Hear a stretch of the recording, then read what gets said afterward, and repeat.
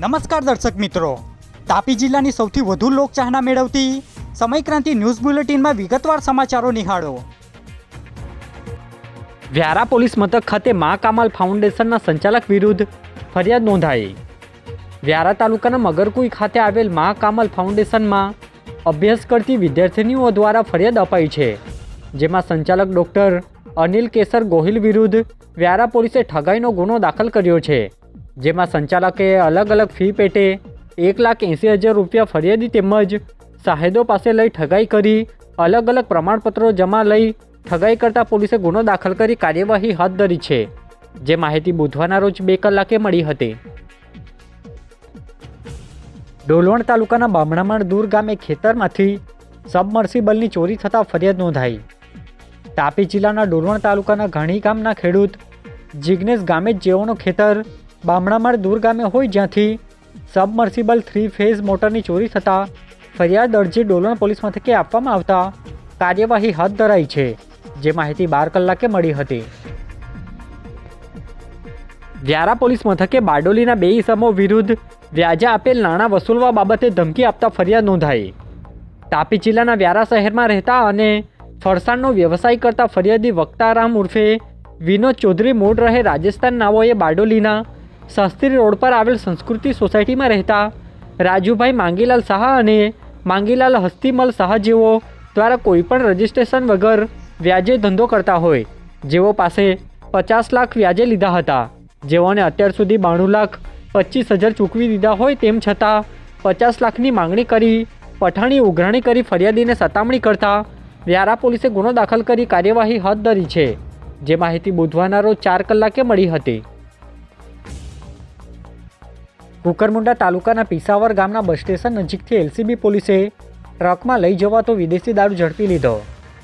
તાપી જિલ્લા LCB police સ્ટાફના માણસોને મળેલી બાતમીના આધારે કુકરમુંડા તાલુકાના પીસાવર ગામના બસ સ્ટેશન નજીકથી અશોક લેલેન્ડ ટ્રકમાં લઈ જવામાં આવતો વિદેશી દારૂના જથ્થા સાથે મહેશ ભાભોરને ઝડપી લઈ કુલ 9,83,892નો મુદ્દામાલ કબજે કર્યો હતો, જે માહિતી બુધવારના રોજ 12 કલાકે મળી હતી।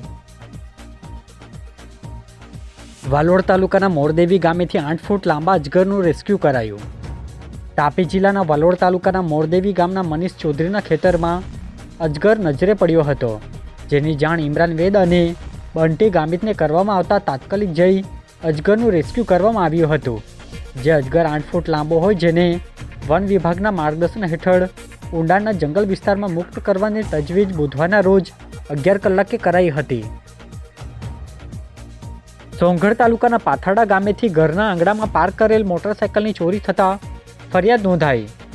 તાપી જિલ્લાના સોંગઢ તાલુકાના પાથરડા ગામે ફરિયાદી લક્ષ્મણ ગામિત દ્વારા તેમના ઘરના આંગણામાં મોટરસાયકલ પાર્ક કરી મૂકી હતી, ત્યારે કોઈક અજાણ્યા ચોર ઇસમો દ્વારા બાઇકની ચોરી કરી ફરાર થતાં ફરિયાદી દ્વારા 15,000ની બાઇકની ચોરીની ફરિયાદ ઉકાઈ પોલીસ મથકમાં આપવામાં આવતા પોલીસે કાર્યવાહી હાથ ધરી છે, જે માહિતી બુધવારના રોજ 12:30 કલાકે મળી હતી।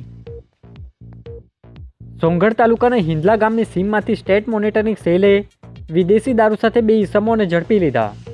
તાપી જિલ્લાના સોંગઢ તાલુકાના હિંદલા ગામની સીમમાંથી પસાર થતા રસ્તા પરથી 2 કારમાં વહન થતો વિદેશી દારૂનો મુદ્દામાલ સ્ટેટ મોનિટરિંગ સેલ દ્વારા ઝડપી લેવામાં આવ્યો છે, જેમાં 2 ઇસમો ધર્મેશ ગામિત અને રાહુલ ગામિતને ઝડપી લઈ કુલ 14,41,000નો મુદ્દામાલ કબજે લઈ 10 ઇસમોને વોન્ટેડ જાહેર કરાયા છે, જે માહિતી બુધવારના રોજ 4 કલાકે મળી હતી।